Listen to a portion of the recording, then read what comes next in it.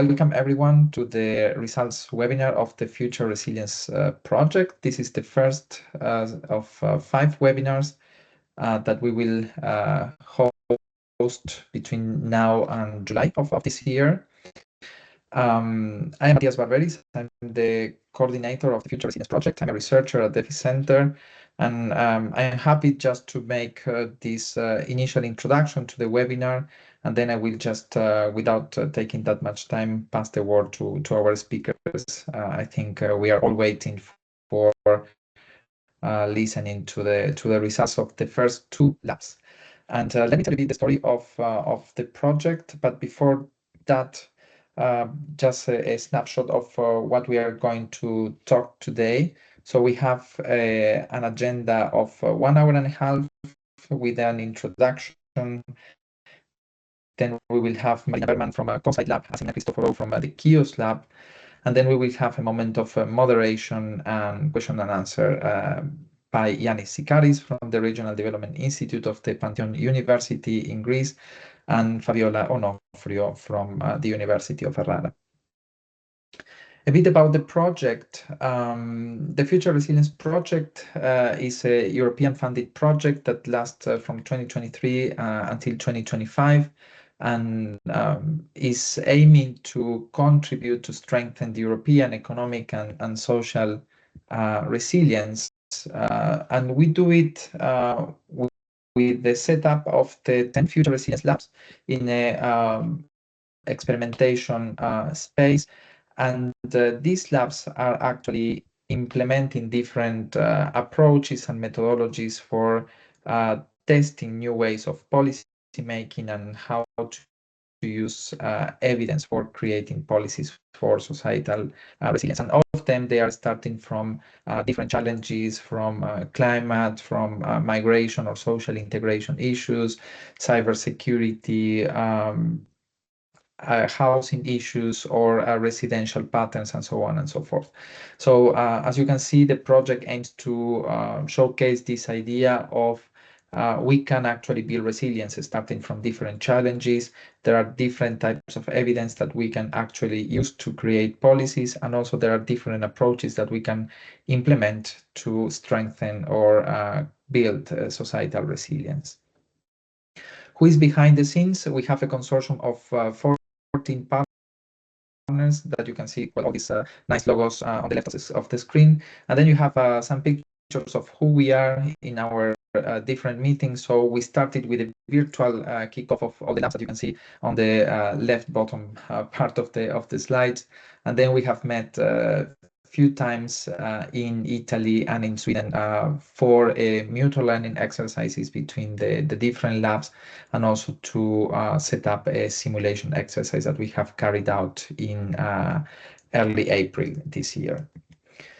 Some key facts and figures about the project. So the labs, these 10 labs, 3 of them were part of the consortium, but then we opened the floor for other partners to apply for funding and be part of this community that we have created with the Future Resilience Project. So we received 45 applications coming from 21 European countries, and then we ended up funding these 7 labs that are actually distributed around 7 European countries. There were a bit more of 2.6 million euros requested in terms of funding, and we have distributed 403,000 granted for this. And we will see today the first 2 of them on how they have dealt with all the process. Instead of, in terms of stakeholder engagement, we have, well, these 10 labs, we have mobilized more than 130 stakeholders. We have run 40 workshops across Europe. We have also organized 5 thematic webinars with over 200 attendees. And these webinars were also held by different experts that were showcasing also very good practices in terms of how they, the different labs or different stakeholders can actually work with building resilience from examples of real life of how they have done it in different topics. We have also organized at the beginning of this year 3 policy roundtables with more than 70 participants, including 27 policymakers from the different labs.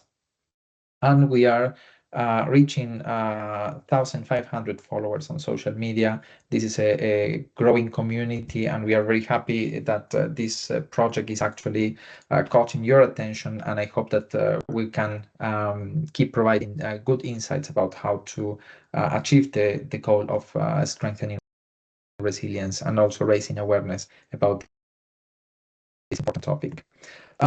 This is something that seems too technical, but this is just for you to understand what the lab has been doing in the last year. They have been working in following a methodology, but they have the freedom to make some variations to this approach. But in summary, they just started with the diagnosis and framing phase of understanding the challenges. Then they developed different scenarios of how these challenges could evolve in the future. And then they went through a phase of policy testing, in which they were saying, okay, we have these policies. Are these policies valid, robust, and flexible enough in the different scenarios? And this is a bit the concept that we want to work for societal resilience. And if you want to see a bit in practice what has happened in these labs, this is just a few pictures from all the 10 labs. And the different things that they have been doing with prototyping, using science fiction, using different type of methodologies in workshops, mappings, designs, participatory techniques, and so on and so forth. So this is just at a glance what you will see today in already 2 of the labs and in the coming webinars for the rest 8 labs. Some resources that you can explore. We have created a knowledge base with more than 600 policy solutions that could help you ideate solutions that could, or actions or policy actions that could strengthen or build resilience at your local or regional or national level. We have also created some policy brief if you want to share with your policy makers at different levels. These policy briefs are on various topics from foresight use, societal resilience, labor market, migration, but there are more coming in terms of healthcare, urban design, and so on. So please stay tuned because more and more are coming. Then you can always navigate the labs flyers that they are prepared also in different languages of the labs. So if you want or you prefer to learn more in your language, there you will find information. And you can also navigate our reports that are stored in Zenodo, or watch again the thematic webinars and other information that is available in our YouTube channel.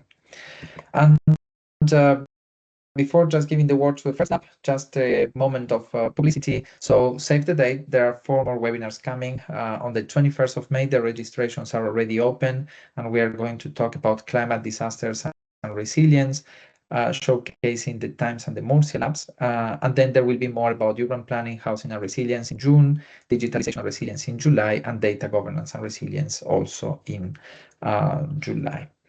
So I will stop there, and I would like to introduce our first lab today that will be presented by Marina Berman.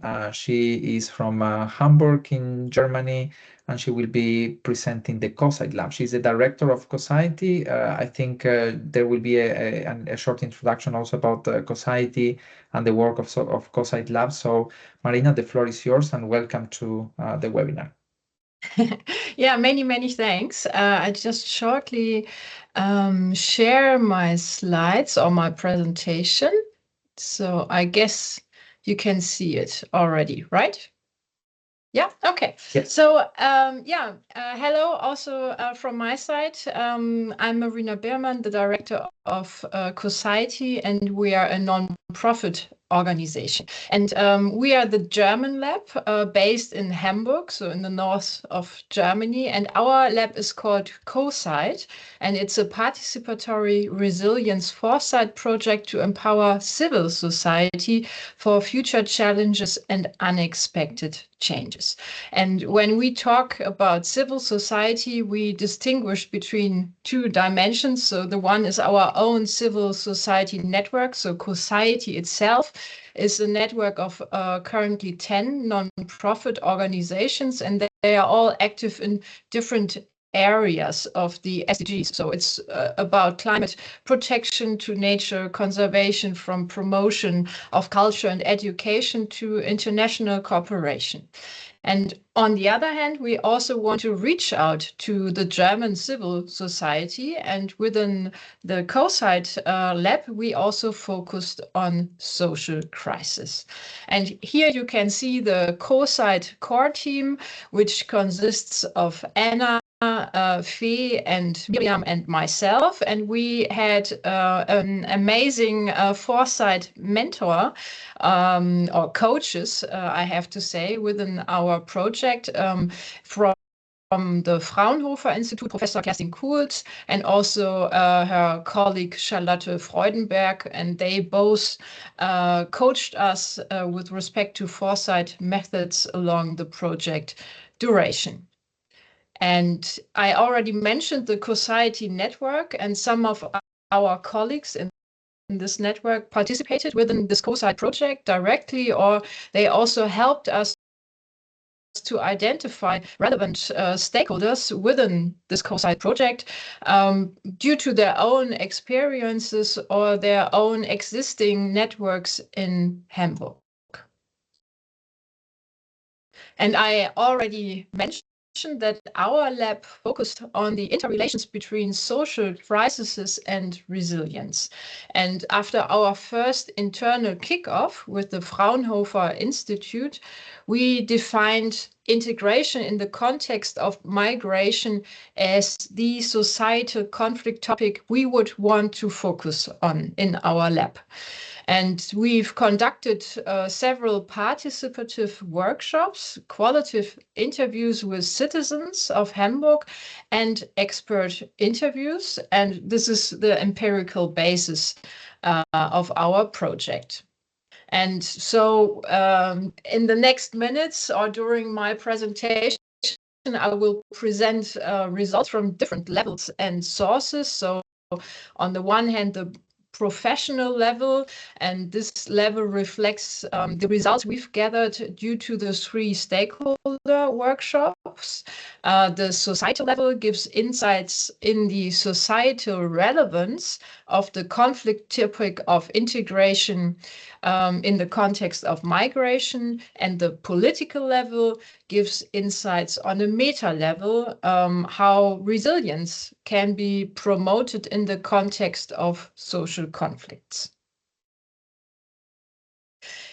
And maybe not every one of you is not familiar with the overall societal challenges we are facing in Germany.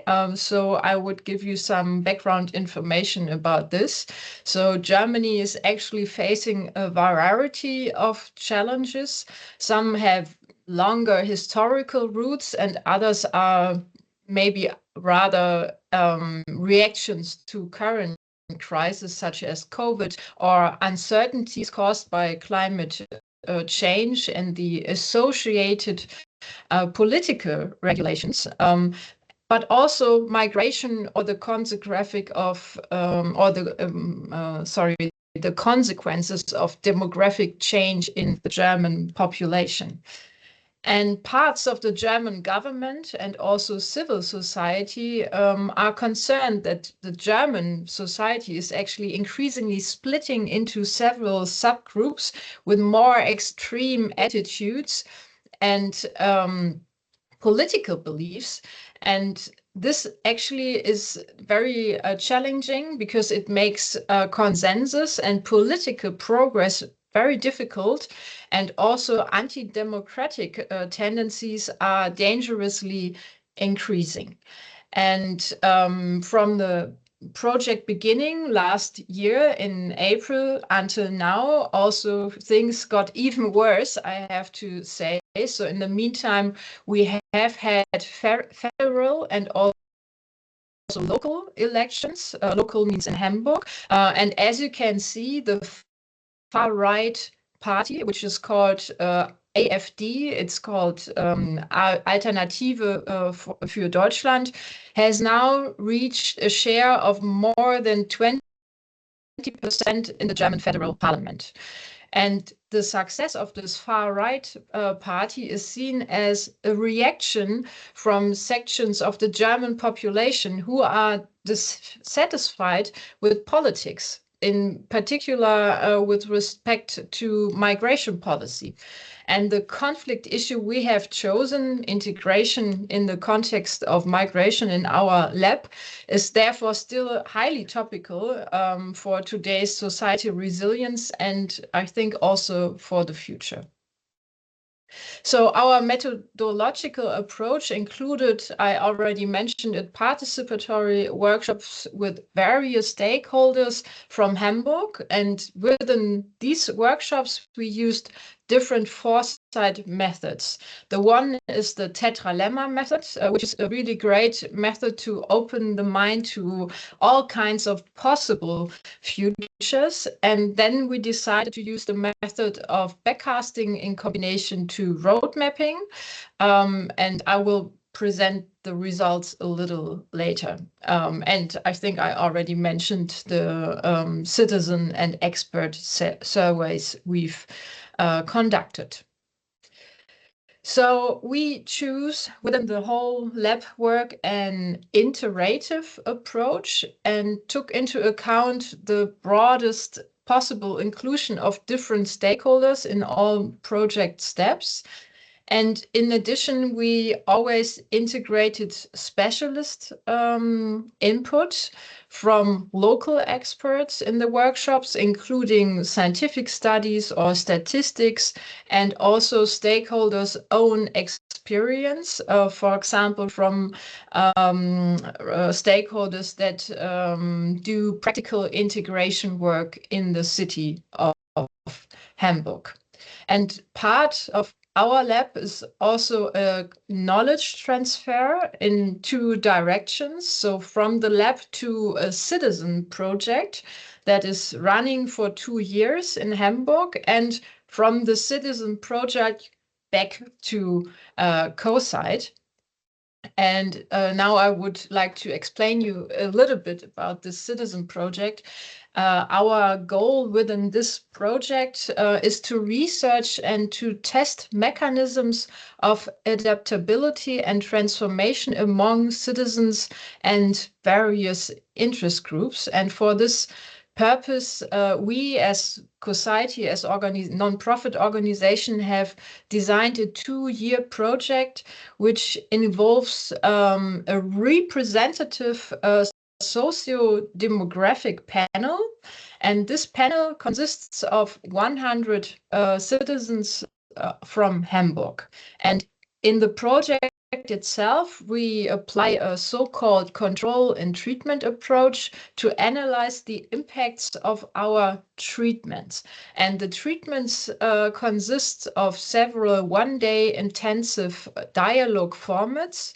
And each of these treatments focuses on a specific current conflict or societal conflict topic, such as migration, for example.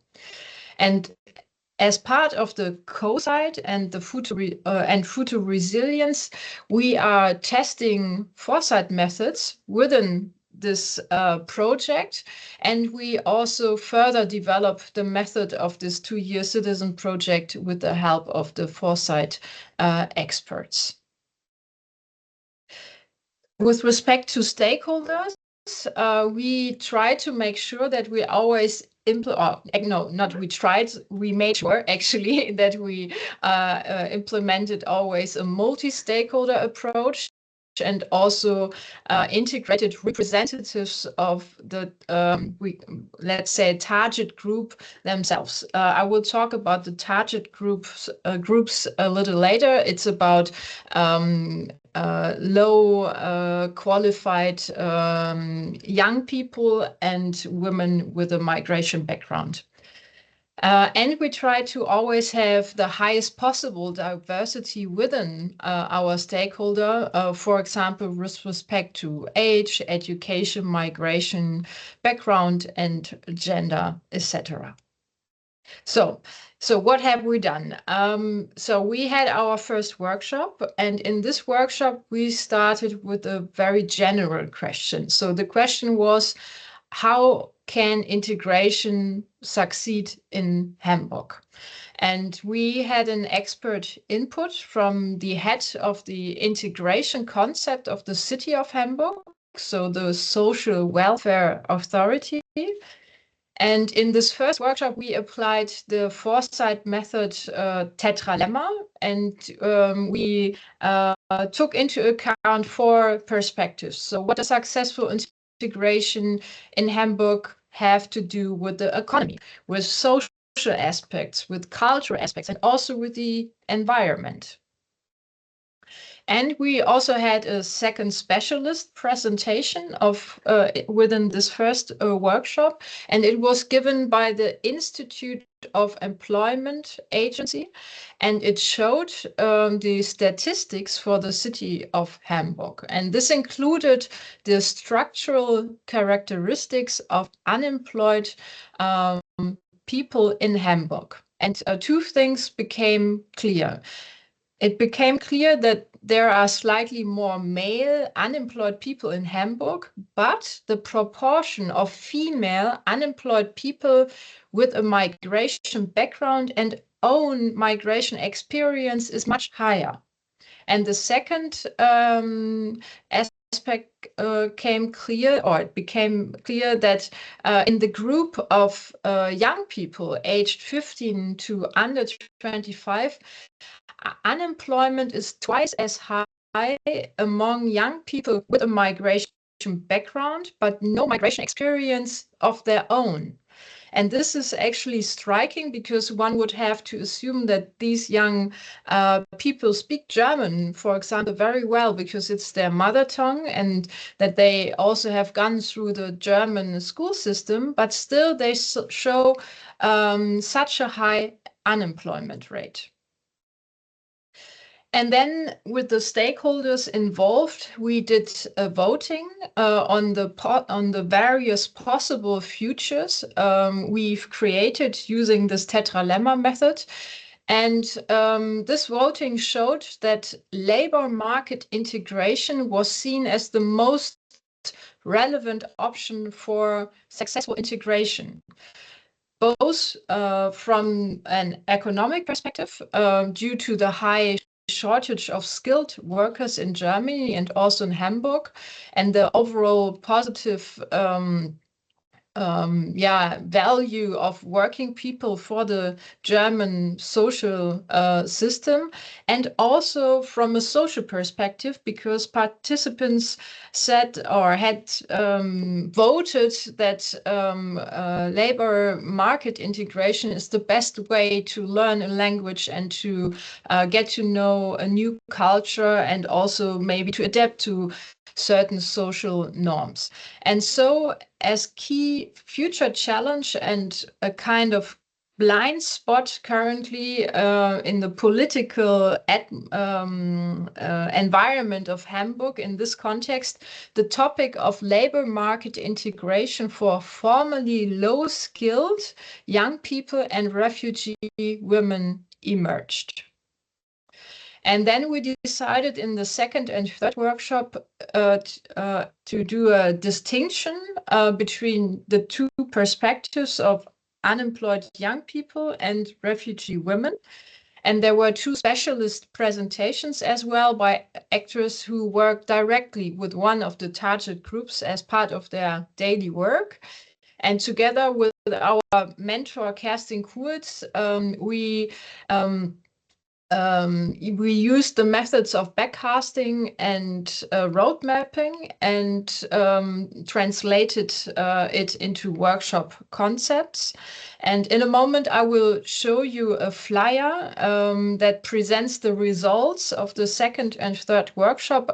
Unfortunately, it's in German, so maybe not everyone can understand it, but this is also not necessary because we use this flyer only for internal work, but maybe it demonstrates a little bit what we've done. But before I will show the flyer, I would like to show you which process steps were made in this workshop. So, and please note that only specialist stakeholders for each target group took part in this second and third workshop, and they identified for their target group, on the one hand, a desirable vision for the city of Hamburg by 2033. So, for example, the group for unemployed young people, their vision was in Hamburg in 2035, labor market integration is based on the overall societal task of enabling young people to contribute their strengths and skills that are valuable for working life. So that was the vision of the or from the group of young unemployed people. And both groups also identified relevant criteria for impactful measurements, specific measurements, and also policy recommendations. And here you can see one side of this designed flyer. And in addition to describing the special measurements of the two target groups, I will show it on the next slide. Recommendations for policy were derived. And for the group of the unemployed young people, the main message was that, especially in Hamburg, it's not about missing measurements with respect to this target group. It's rather the quality and intensity of individual support. So if you want to have a successful labor market integration of young people that have a migration background but no own migration experience, they do need much more human connection, more personal mentoring, much more time.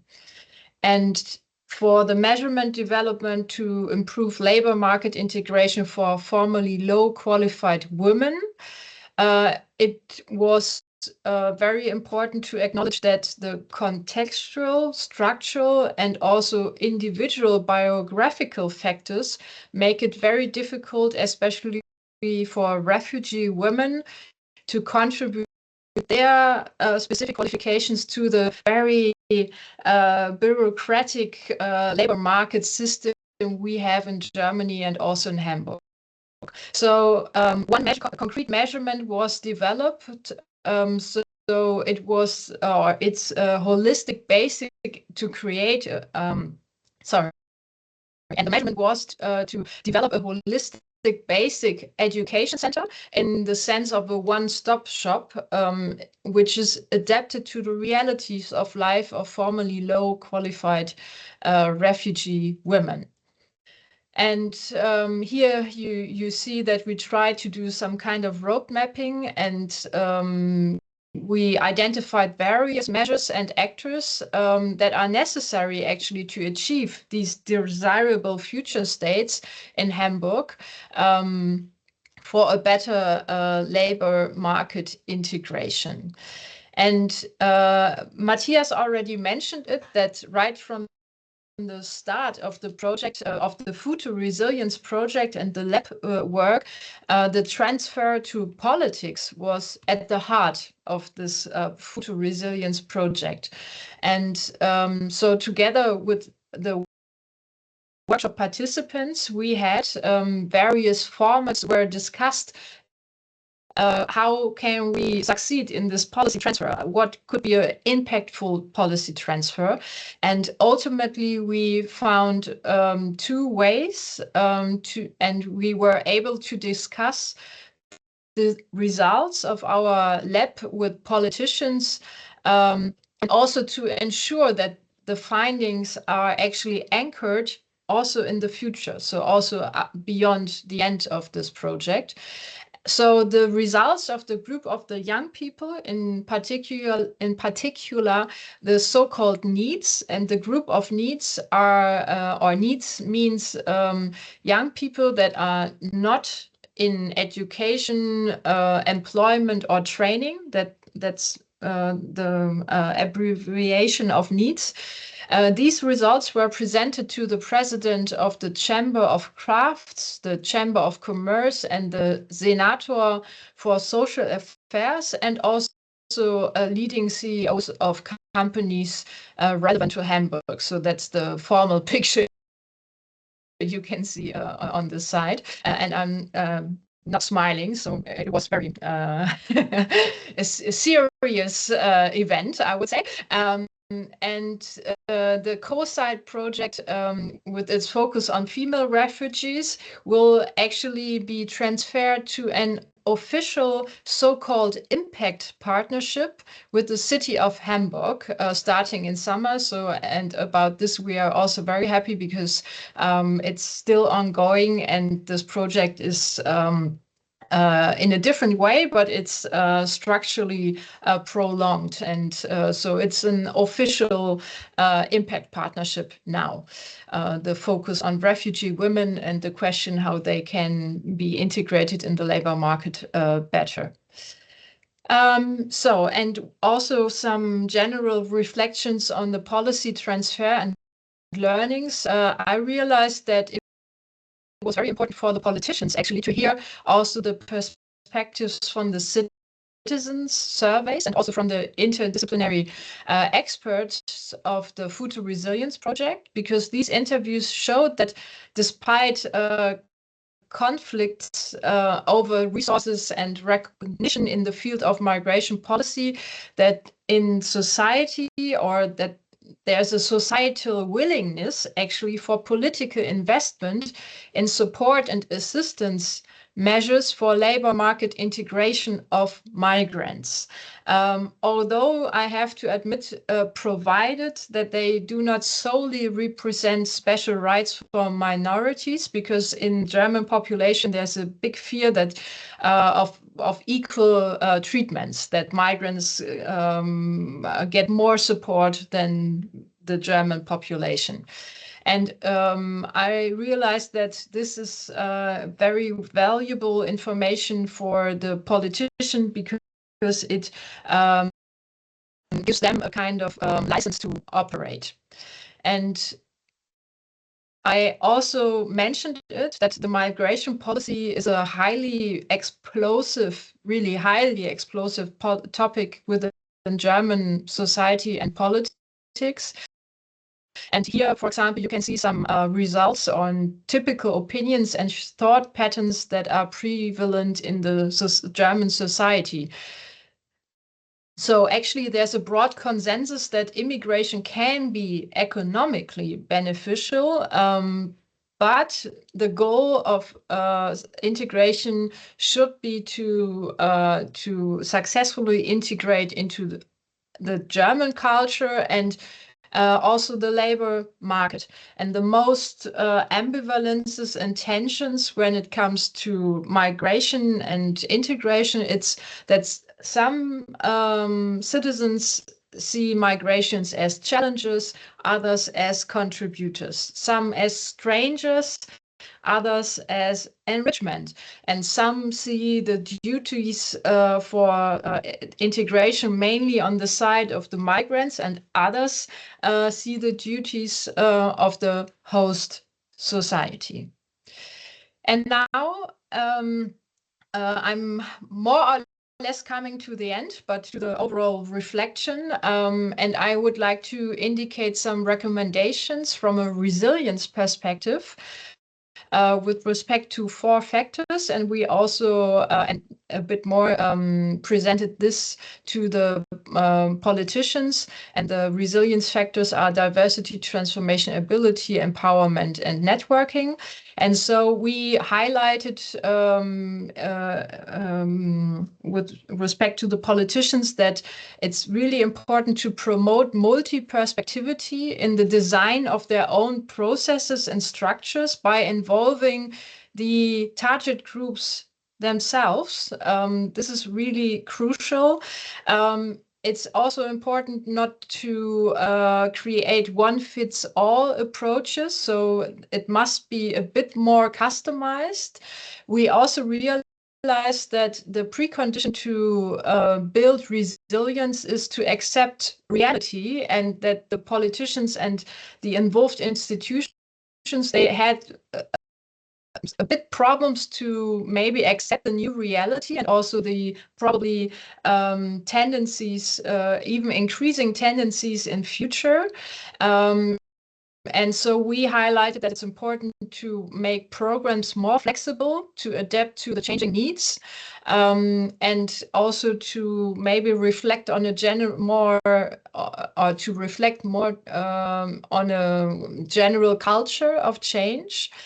And with respect to networking, we realized that the stakeholders we involved were not so much connected before our project, and we would suggest to connect them even more on a working level, not on an institutional level, but working level, and to strengthen the idea of an alliance more.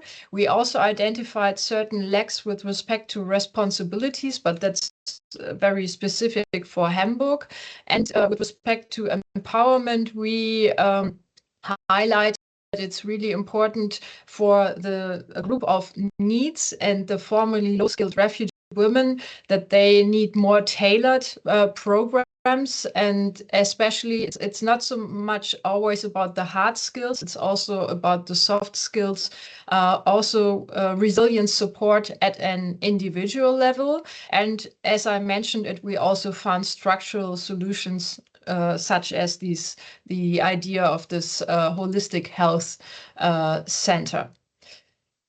And now I would shortly present the overall results from the expert survey.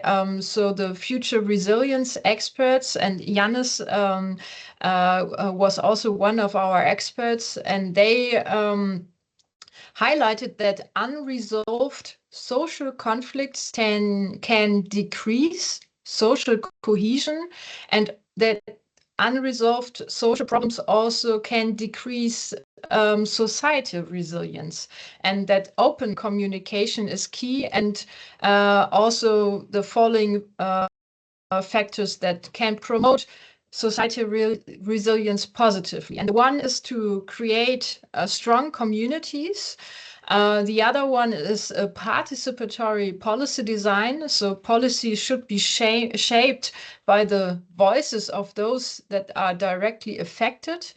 The third one is improved infrastructures, both physical and social infrastructures, and the aspect of diversity, so the inclusion of different perspectives and experiences. And we also realized that all the involved stakeholders in our project, that they actually do not systematically utilize foresight methods. And this is also one of the core instruments of the Future Resilience project itself. And that's quite interesting, I think. So most institutions or stakeholders, they focus on operational action or rapid reaction when it comes to change and crisis, or maybe some forms of prevention and planning, but they do not use foresight methods, and they do not deal with the unwritten future, I would say. And yeah, now I come to my end, and maybe my final words would be that we were kind of surprised that these stakeholder groups were not connected to each other before we started this COSIGHT lab. And we were also positively surprised that within this short period of time, we obviously found some blind spots, and also a willingness and openness within politicians to improve measurements in future. And we are very happy that we found ways to structurally anchor this topic for both groups. And yeah, so we are positively surprised at what is possible within 15 months. So many thanks for listening. to my presentation, and I give back to. I stop my presentation now, and probably Matthias.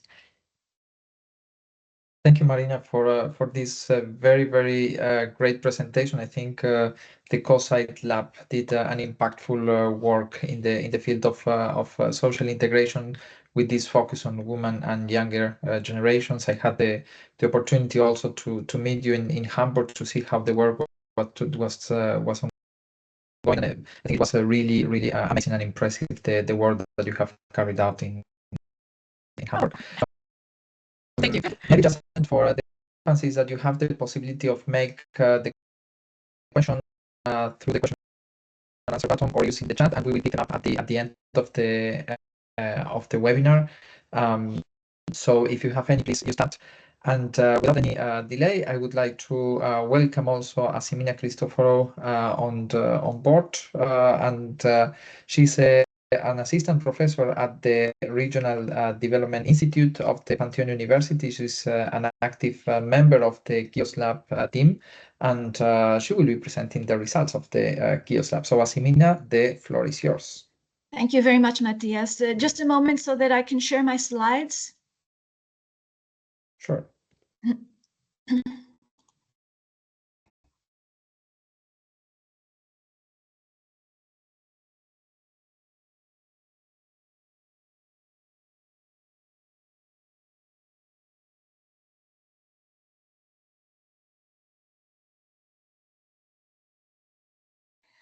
So can everyone see? Yes, perfect. Okay, thank you very much, Matthias. And I would like to thank everyone for participating in the webinar. So I will be presenting the work done by the CHIOS Lab. The CHIOS Lab included the Regional Development Institute and the municipality of CHIOS. You can see their logos on the top. And moving along, I would like to briefly present the team, which consisted of Yannis Psycharis, Eleni Gaki, myself, Jenny Sikala, Danair Tousoglu, Papalexandridou, Vasilis Xiros, Vasiliki Konomopoulou, and our recent addition, Katerina Nikopoulou. Many thanks to all of these people who dedicated efforts and time. Without them, nothing would have been possible. So the CHIOS Lab, the main focus of the CHIOS Lab was strengthening local resilience, preparing CHIOS to face migration, climate, and social crises. Very briefly, CHIOS, I will show you later on the map, is an island located on the east coast of Greece, in very close proximity to Turkey. So with a peak around 2015, it received a huge influx of migrants, mainly as a result of the military conflicts in the Middle East. But of course, this is a continuing process because the global situation now is not only characterized by conflicts, but also by challenges from climate change, which will contribute to displacement of populations and migration for environmental reasons. So we were in the lab conducting studies to prepare CHIOS for these challenges by employing foresight-driven policy design. And this was an opportunity that was offered to us from our participation in the Future Resilience Project. And so by this design, our efforts were focused on anticipating future risks through participatory methods, developing flexible, future-proof policy solutions, but through a kind of cross-sector collaboration among diverse and multiple stakeholders, including public institutions, NGOs, researchers, and citizens. The aim, briefly, was to create local solutions for combating global challenges, adapting to international trends affecting the island's future. You can find details about the CHIOS Lab on the Future Resilience website, where the left-hand image is, you can find the image on the slide on the website of the Future Resilience Project. But we also include details of the activities of the CHIOS Lab on the Regional Development Institute website, as well as the municipality of CHIOS. There you can find details in both the English and Greek languages. So CHIOS, you have a map here of Greece in the center. CHIOS is the island, the region in orange, which, as you can see, is very close to the neighboring country, and it is so close that there was a huge influx of migrants from the sea. Chios is the 5th largest island of Greece in Northeast Aegean. It is part of the North Aegean region, along with the islands of Lesbos, Inouses, Ikaria, Fourni, Corseon, Limnos, Agios Evstratios, and Samos. The population is estimated around 54,000. And it engages in various economic activities, including the cultivation and trade of masticha or mastich. Actually, this is related to a tree and the mastich that comes from the tree. You can see some images on the lower left-hand corner of the tree and the mastich product. But the island also engages in activities like shipping, agriculture, and tourism. So what were the challenges that the CHIOS Lab aimed to address? Well, first of all, it was the migration crisis with a peak in 2015. This put a lot of pressure and strain on the infrastructure of the island, which was already challenged by the fact that in 2015, the migration influx took place in the midst of the Greek economic crisis. Also, with our communication with stakeholders, we were also informed of the problems that the economic and social problems that are already on the island because of the regional disparities, inequalities, and the economic and social problems within the island. The migration crisis also exacerbated social cohesion risks, especially between the local residents and the newcomers. It brought to the fore the governance and coordination gaps, the fragmented response of various public agents and private agents to address the challenges posed by migration. And of course, one of the challenges also was the environmental vulnerability, combining not only the overcrowded camps from the migration crisis, but also the insularity of the island, the climate risks, and the ongoing economic crisis of that period. So how did these challenges evolve through time?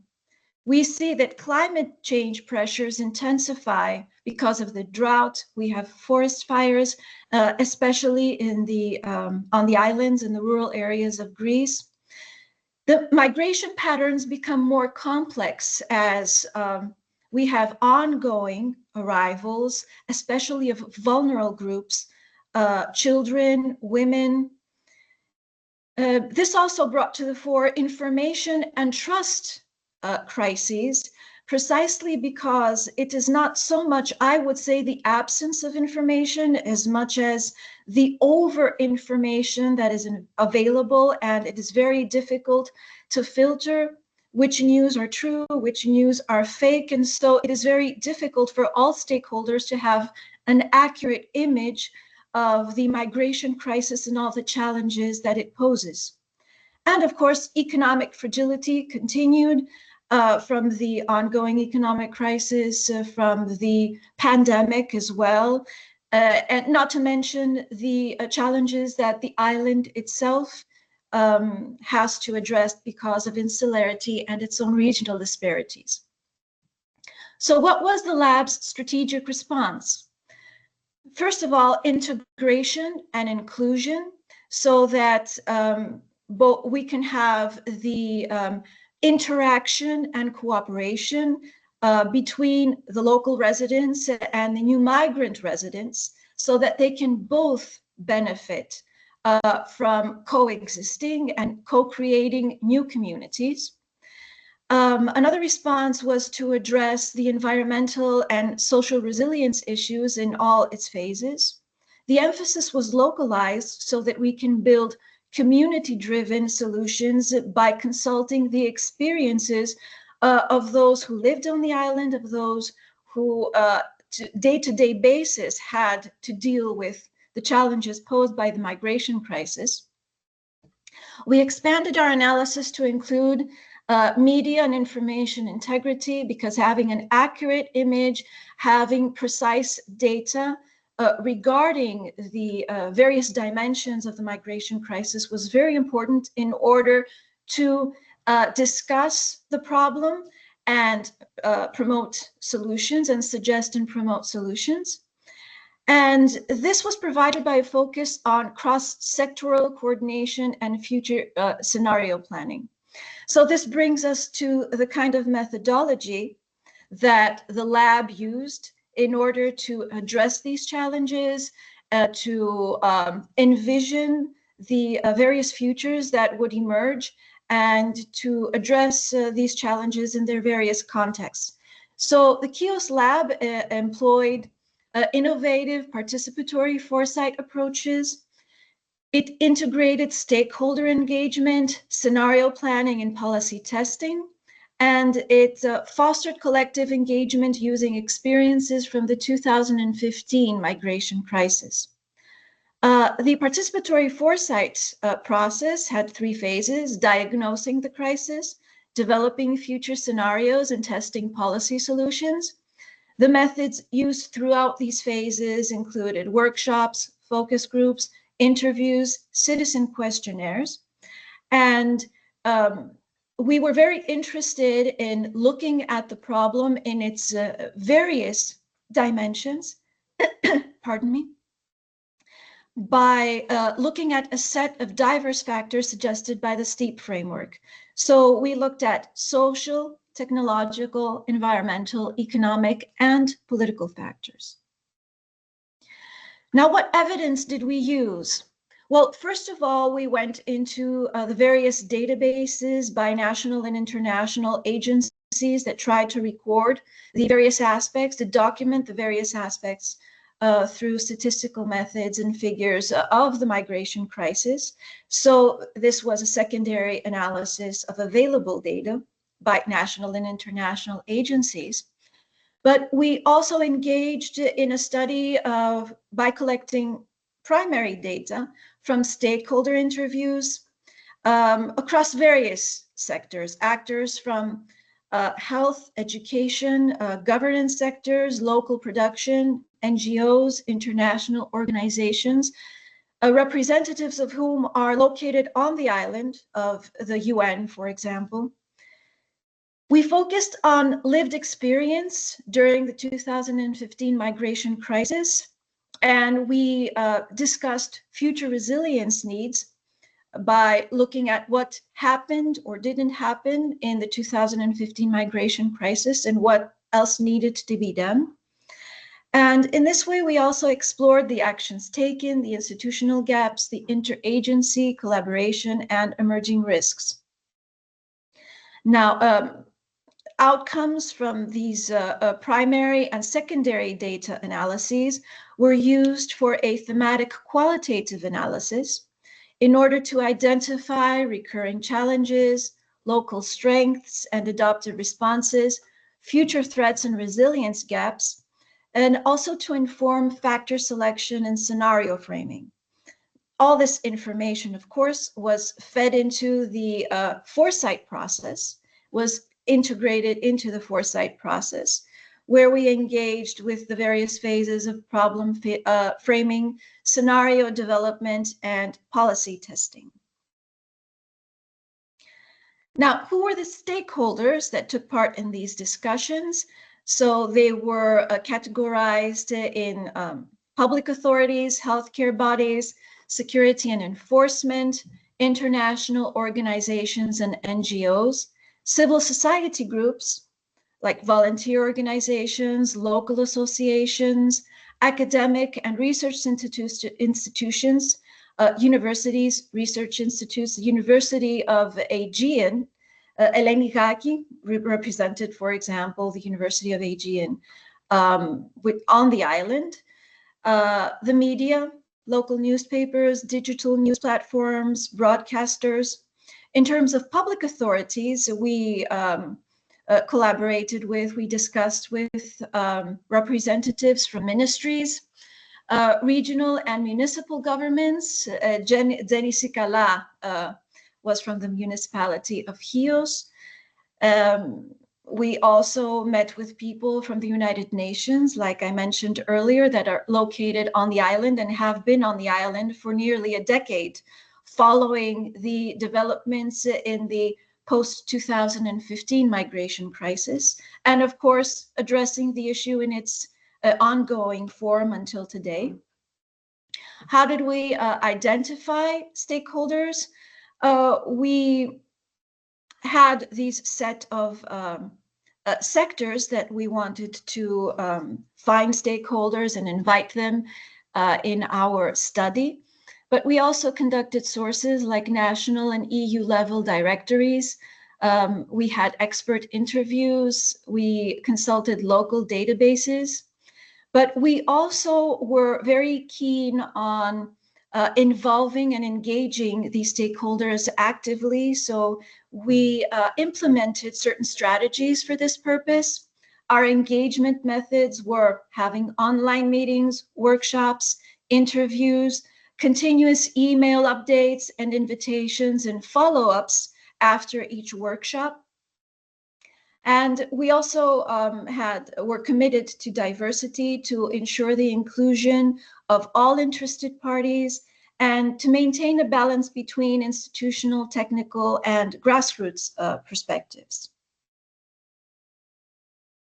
In terms of stakeholders, we also engaged in a kind of categorization and mapping of stakeholders by applying the power versus interest matrix approach. So stakeholders are ranked on a scale from 1 to 10, from the lowest to the highest, in relation to their degree of influence, their power upon the migration crisis, and their degree of interest in the migration crisis.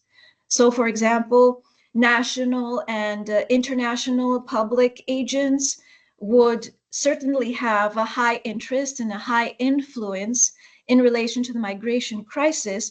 But when we came, for example, to ranking the local public agents at the regional and municipality level, there, of course, we would see that their interest could have been much higher precisely because they were experiencing the multiple challenges from the migration crisis, but at the same time, their influence may have been relatively lower because at the local level, there was more limited access to various resources in handling the migration crisis. And we will see this a bit later when we frame the problem.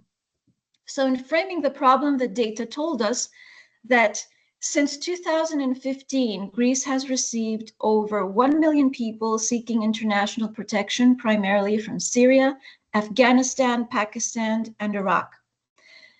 We should mention that most of these people, when they arrived on the island of Chios, their stay, their plan was to stay there temporarily. Chios was mainly used as a gateway to enter Europe and reach other countries in the western parts, the northern and western parts of Europe.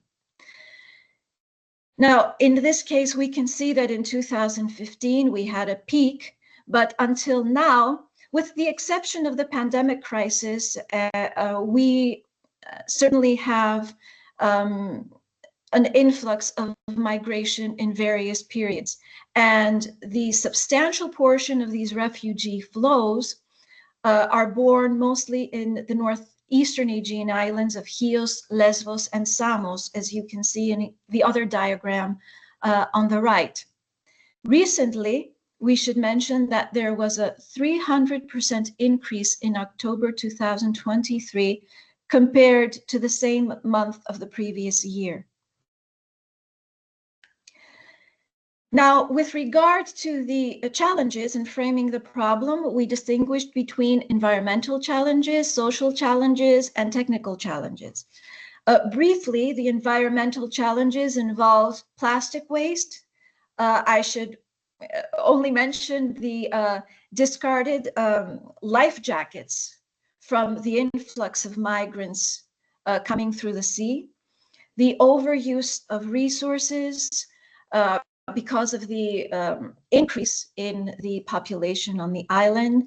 More people had to share the already limited resources available on the island, especially because of the Greek crisis as well, and the overcrowded camps.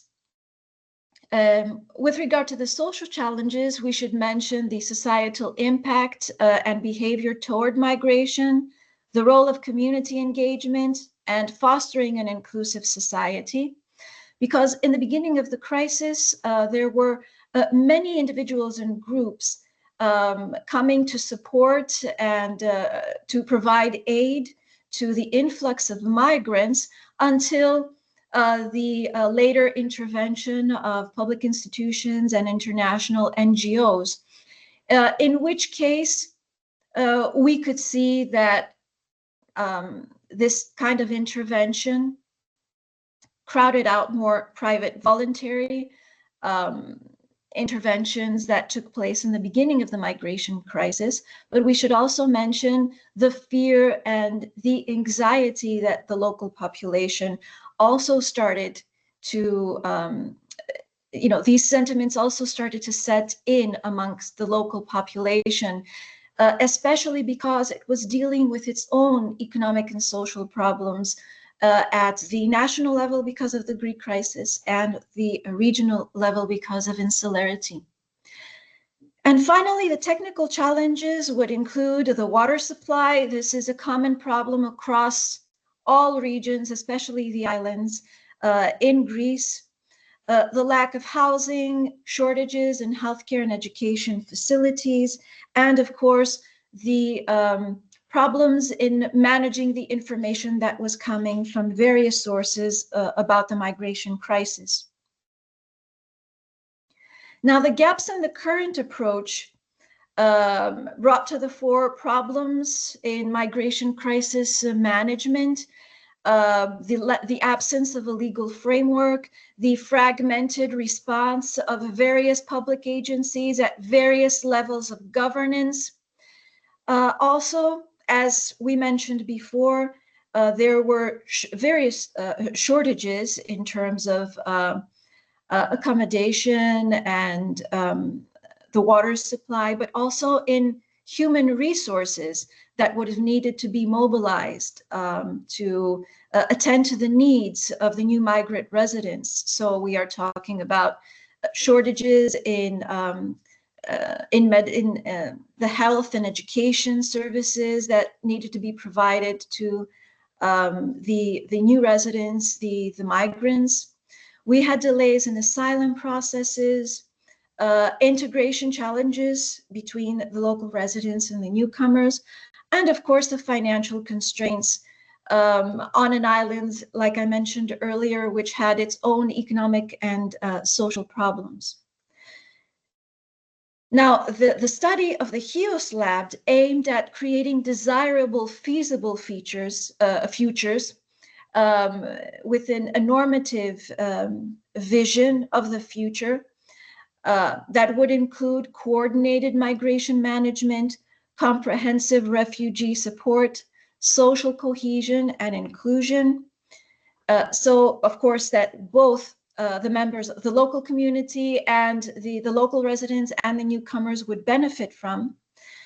Sustainable infrastructure on Greek islands, the more efficient legal and regulatory systems, and a positive societal impact for the entire community, including the locals and the migrant residents.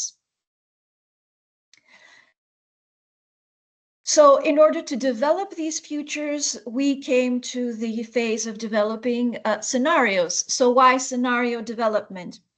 To prepare CHIOS for uncertain futures, from migration, from climate change, problems of social cohesion, to identify vulnerabilities and opportunities under different conditions, to support resilient policy design, not only based on expected trends, and make strategies robust against disruption and unpredictability. Now, how did we develop the scenarios? This process began from the participatory foresight workshop in late 2024. We applied the tetralema method, and we determined 5 future pathways: the projected, the divergent, the hybrid, disrupted, and the paradigm shift. And this led to 6 critical factors that were selected, including the media, the global situation, infrastructure and climate stress, education, spatial planning, and multiculturalism and connectivity.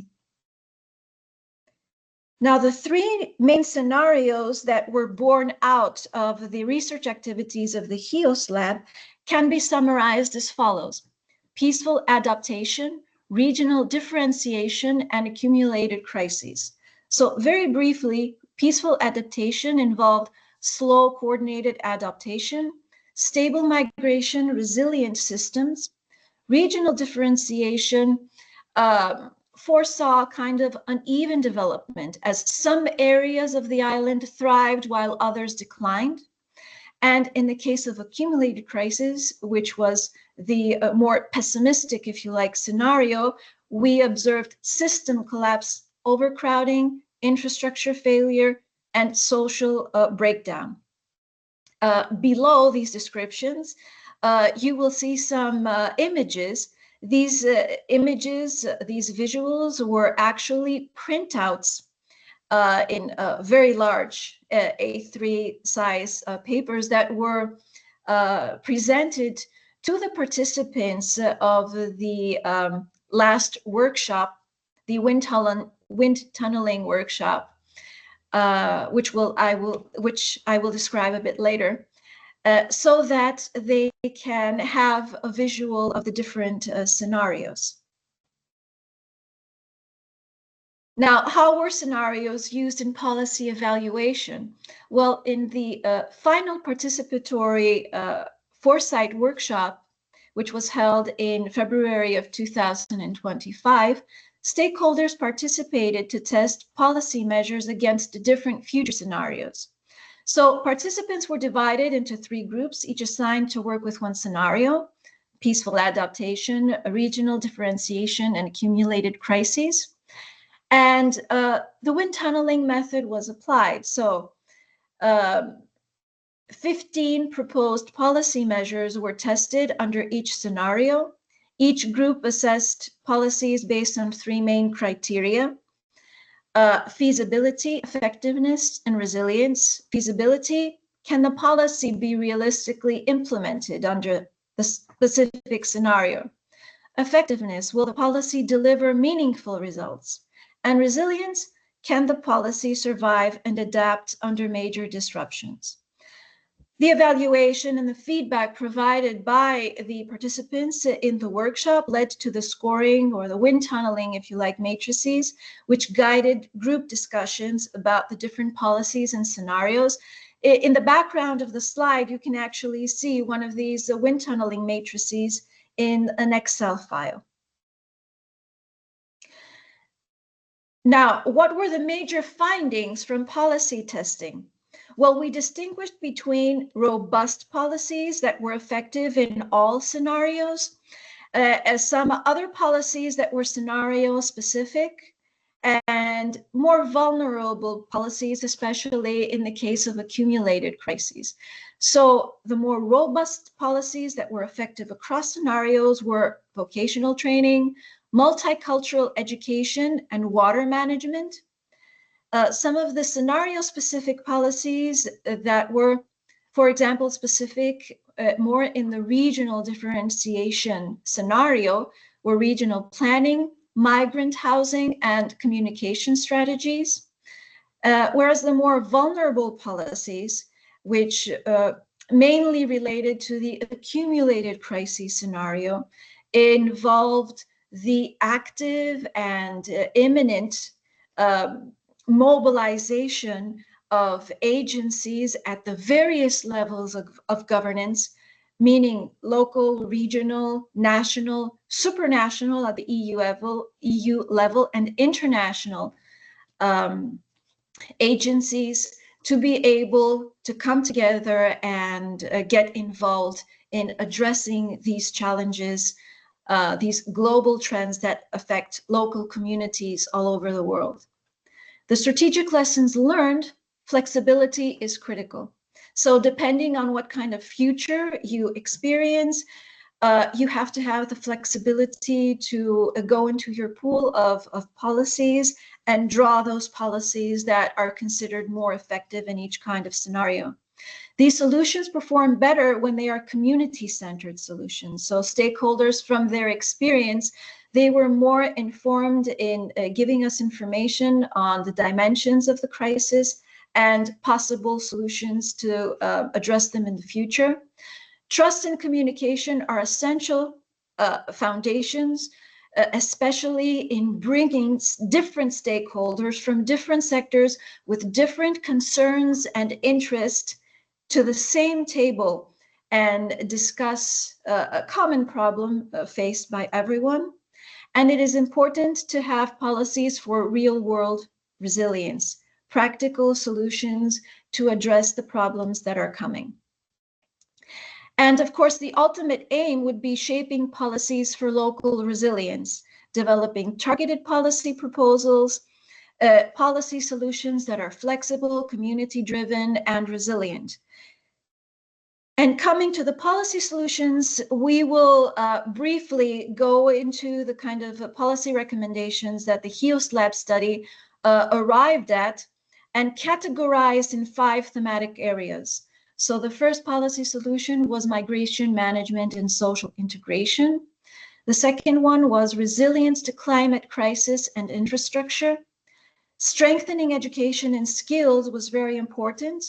The third policy solution. The fourth one, improving spatial planning and development. And the fifth and final, we considered the role of media and social cohesion. Briefly, when we talk about migration management and social integration, the kind of policy measures that were discussed and suggested by the various stakeholders involved focusing on the improvement of migrants' living conditions and integration into society and the economy, ensuring migrants' rights while supporting European commitments. So this involved strengthening the accommodation infrastructure. For both local residents and newcomers, we were always reminded of the problems that CHIOS already experienced because of the crisis at the national and regional level. Labor market integration programs, also very important for social integration. The utilization of ICT for integration, so immigrants could use smart tools to be able to address their needs, especially with the bureaucratic demands for their stay, and alignment with EU policies. The second policy solution on resilience to climate crisis and infrastructure involved developing, managing resources and infrastructure to develop means to withstand extreme weather events.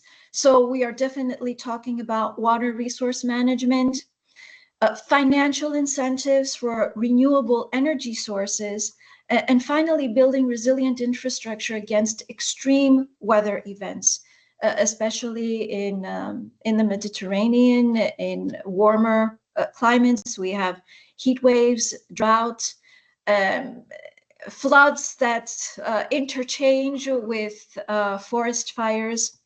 So this is a very pressing problem.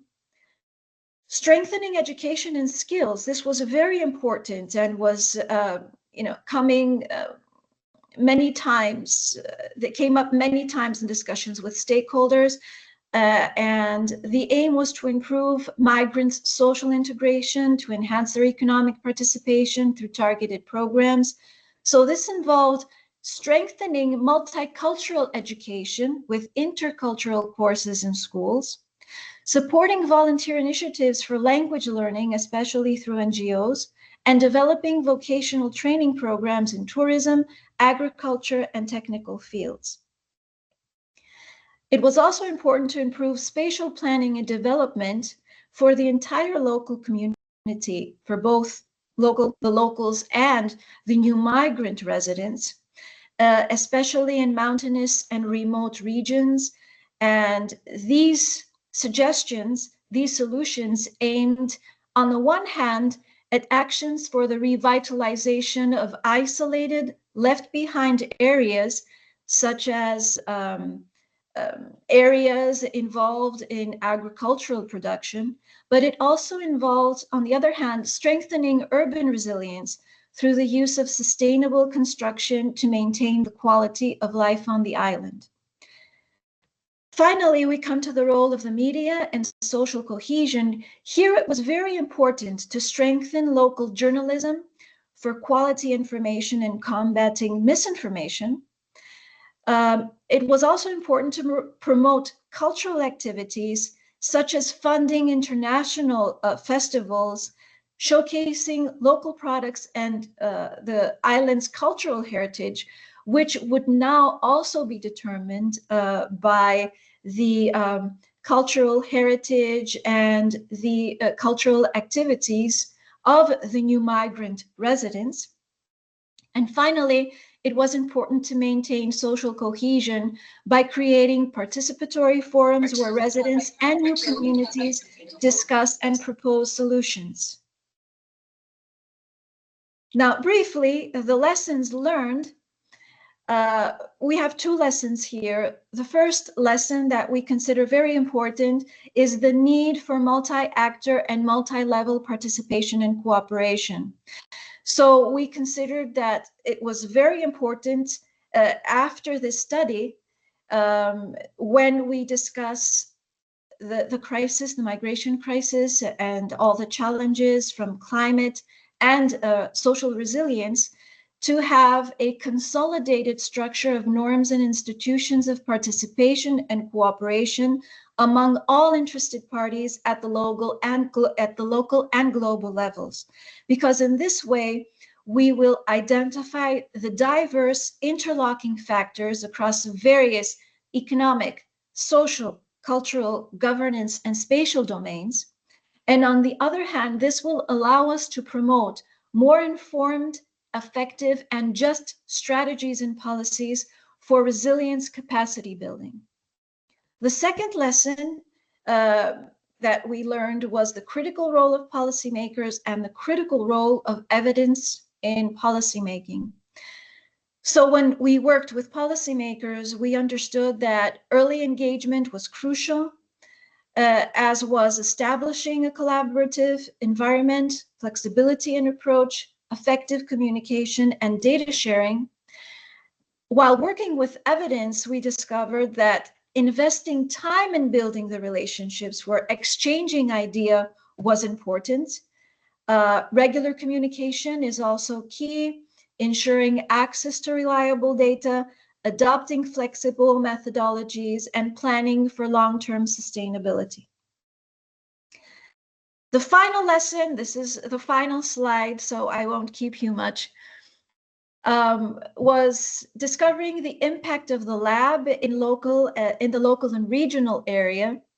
So we discovered that informed policymaking and collaborative action provided valuable insights that shaped local and UN policies on economic and migration crises.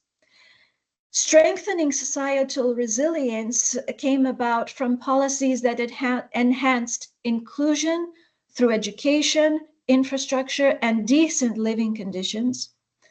Policy innovation in testing was important because it brought about, it highlighted the need for coordinated governance actions during crises.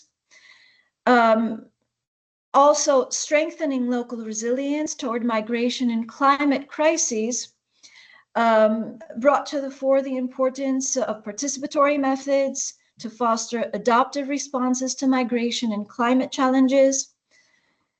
Inclusive engagement, multi-stakeholder participation and cooperation empowered residents, authorities, NGOs, and other stakeholders to come together and discuss and provide sustainable solutions. Also, the lessons learned from this study could provide the knowledge and the experience that could be transferred to neighboring regions, especially smaller islands, to allow for shared strategies and resources. And finally, the impact, a serious impact comes from acknowledging the value of knowledge co-creation and sharing by creating methods, institutionalizing them, as we did through the Future Resilience Project. So in order to apply these lessons, the knowledge and the experience, and impact other communities and regions around the globe. So thank you very much for your attention. And I welcome any suggestions and questions. Thank you very much.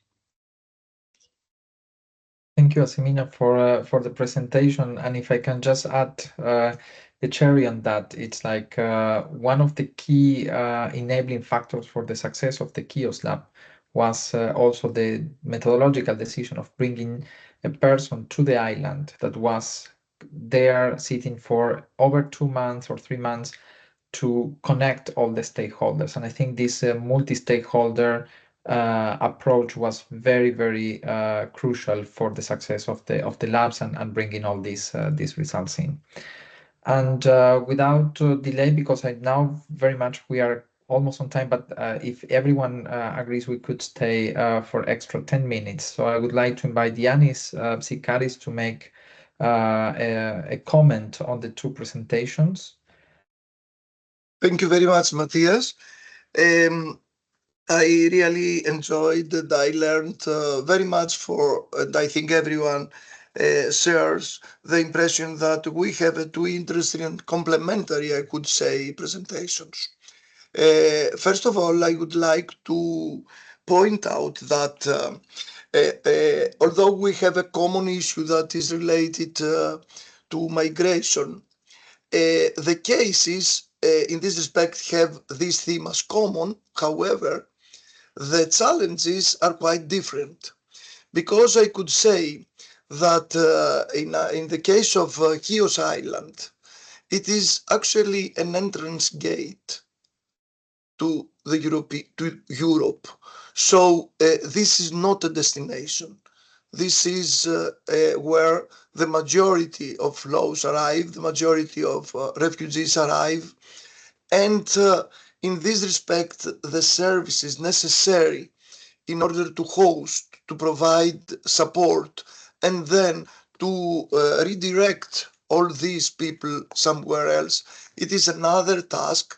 From what Marina presented, that Hamburg is an ending destination. It is where people want to go, and as a result, they are seeking more permanent policies, long-term policies, while in Chios case, we have in the majority of cases a short living cases. So both provided very important insights.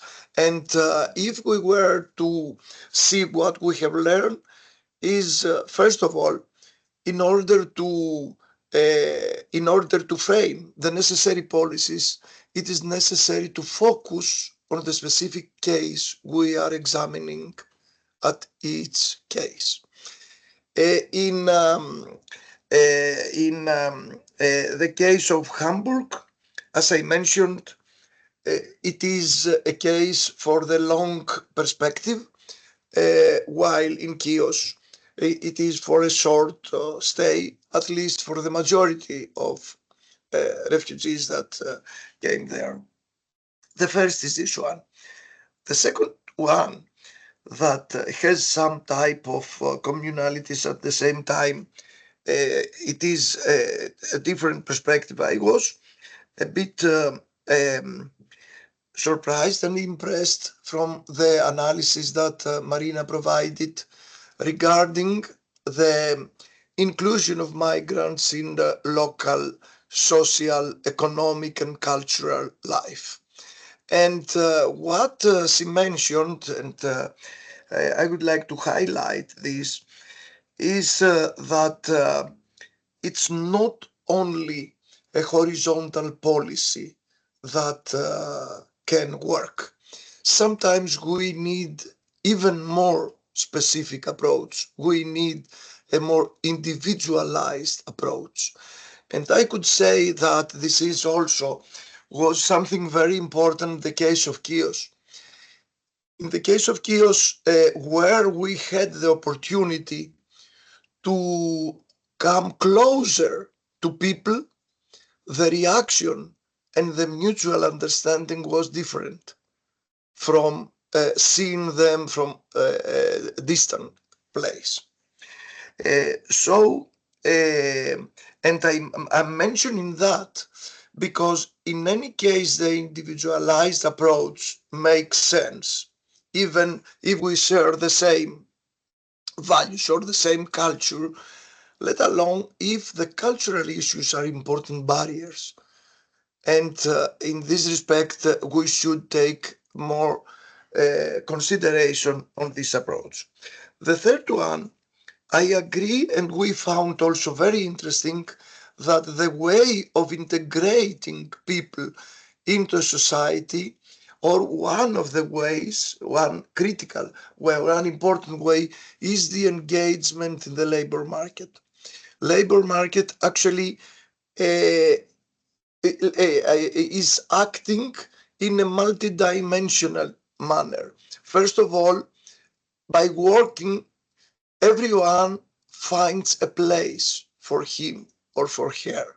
So it's very important to be able to identify yourself in a place, because identity is something that's constructed.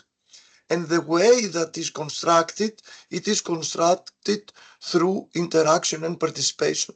And labor market is a part of this. So the identity, it's not only an idea, it is a material. We have to materialize the identity. And the way of materializing identities is through inclusiveness in the local process.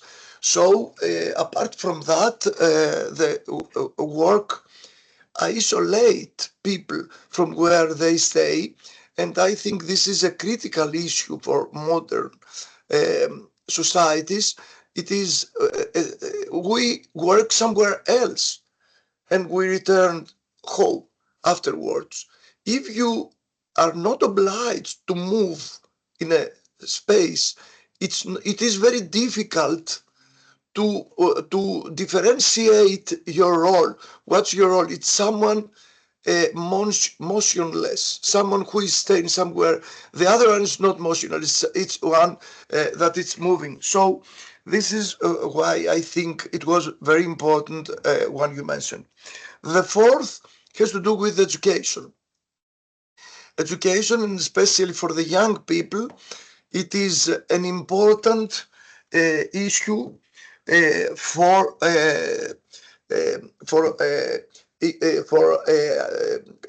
bringing people closer and sometimes we can see schools play an important role, but it's not only for schools. I could say also what Marina mentioned, and I would like to highlight that the soft skills as well. The soft skills, it's not only without ignoring the hard skills. I could say that the soft skills are very critical in order to start making bonding and linking and linking relationships at the small scale level. In this respect, one idea as an example could be not only for the people, the young people that go to school, but also parents will be engaged in school community. So this is not only the children, it is also something that goes beyond what the student do. This is the fourth. The fifth, there is actually tensions and contradictions with the local people regarding access to public goods. What Marina said was that sometimes local people feel that they are less paid attention by policymakers than the refugee ones. In this respect, no one is satisfied because even if you provide a lot to people that come, it is a little, it is only, it is not enough, and at the same time the local people feel that they are deprived of services that would be necessary. So this, in my view, could be approached with participation, communication, and giving platform and voice to local people as well. Do not treat local people as people that are not behaving fair. Let's take their side without adapting what they say, but not ignoring them, because if you ignore them, maybe this can fuel skepticism and extreme actions. So do not place the local people against us or against each other or against the refugees. No, try to understand and try also to give support and solutions, and also I think you could learn from what they sometimes want to say. Maybe the solution is not so unachievable than we think it is. Let's see that. And also what I would say is that stakeholders play an important role, and stakeholders, we do not want to restrict stakeholders only from representatives. Let's work with them, with the members they are representing. Let's go deeper from the representative participation. This is not the only issue. Maybe we should engage the local commerce entities, or the local government, or the social services. Let's try them to facilitate and to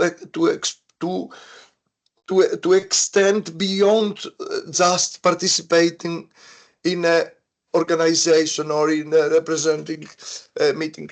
And finally, I would say that an issue that came out from our case in CHIOS, and I think Marina also mentioned, it is to to mean what you are saying, to mean what you are doing.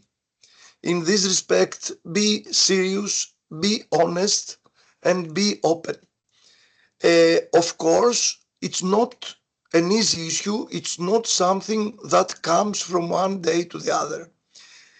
What we tried in CHIOS was to establish a faithful relationship with the stakeholders and not just an invitation. This is why we owe to them a lot.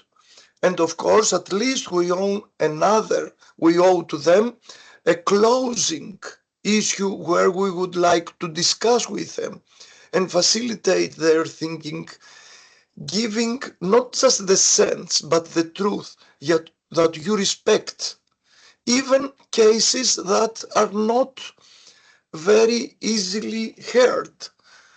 But it is better than to lose them and find them completely lost in waters that are very dangerous. Talking about an island. So maybe I took more than I was intended to provide as comments. It is comments, actually, not questions in a way. I tried to reflect to what it was said. And the most important issue, and I totally agree, I remember Matthias even from the kickoff meeting in Brussels, when we had a signal that that we should return what we have analyzed to policy action. We are not making a study per se. It is good, it is important, but we would like to disseminate, we would like what I said, what I mentioned, to mean what we are doing. It was something that I was also in the same line and expressed it in the first meeting in Brussels. And actually, our endeavor is to turn it into policy action. That's okay. Thank you for your attention.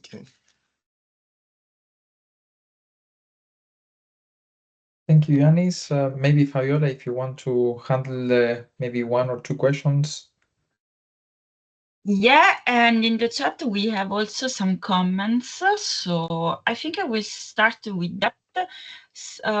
Someone are expressing a very interesting point in agreement with the Yanis, saying that there is the need to integrate also people, but in order to have this, we need to rethink about the mainstream European socio-economic policies, because at the same time, there are people in Europe that they are losing well-being, their welfare, and their jobs. So there is the need to integrate those points.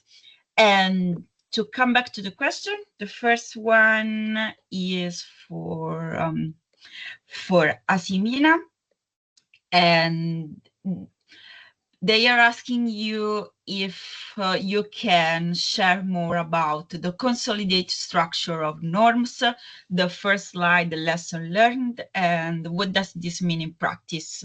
They ask you if you can make some more practical example. Thank you. Okay, thank you very much for the question, Marina. Well, the idea is consolidated norms and networks. So, well, the network is something more practical. So you have structures of people getting together, discussing with one another. I think the norms, in the sense of setting some principles of cooperation and some principles regarding the objective of this cooperation. So even Yanis previously mentioned some of these norms in the sense that not only practically, but also in terms of setting these principles in our daily lives, we should mean what we say, and we should remember this all the time. We should mean what we do. We should create these kinds of trusting relations, because we begin with these kinds of principles when we enter dialogue with others. So yes, sometimes we might, regress, but we should always have these principles in the back of our minds, principles that restore our faith in cooperation. Because in an atomistic and individualistic and militarist authoritarian society, with the rise of extreme right, as you mentioned, Marina, we have to constantly remind ourselves that because we see this in practice, this is not the sole solution. True, yeah. That we have to come back to these principles of cooperation and trust and social cohesion and redefine social welfare. Migrants are not the enemies. Maybe the socio-economic policies that we have at the moment are our enemies, because as mentioned before, when we talk about social stratification, it is not only migrants that are on the lower levels. There are many people in Europe, and probably these are the people that are thinking that who is the culprit? And they are very susceptible to explanations that other people are responsible. The migrants are responsible. So norms are very important in setting the principles and reminding ourselves of these principles, especially when in practice we see the opposite around us. We see the absence of democracy. We have to come back to discussing democratic principles and how we can realize these principles, actualize them. It is difficult in the environment, in an undemocratic environment, but throughout human history, we see these kinds of examples where we could restore democracy in an authoritarian and undemocratic environment. So the lessons from history can become, if you like, the feedback we use to renew our principles and envision a future that will actualize these principles. So thank you very much. Thank you very much. I really appreciate it. I appreciate what you said. Thank you. All right. As we are aware of time and also in respect of the time of everyone, we know that there are more questions and answers, but I think this is a time to wrap up. The webinar has been really quite insightful in terms of all the, not only the process, but also in terms of the content that both labs has been working around these 15 months. And we hope that this work will continue also at local levels. So thank you again for the speakers and for Yanis and Fabiola to help with the moderation of the last part of the webinar. Thank you to all participants for staying also a bit longer than expected. And next webinar is on the 21st of May. We will be talking about disasters, climate, and resilience, also touching upon another side of crisis, and also urging quite a lot of solutions right now. So you have already the registration links in the website, so you can go register and come back in 2 weeks for the next discussion and the presentation of 2 new labs. So thank you very much. And as a great figure of this century says when he opened his speeches one time, have a very good lunch for those having lunch right now, and have a very good rest of the day for all of you. So thank you. Thank you. Bye Thank you very bye. much.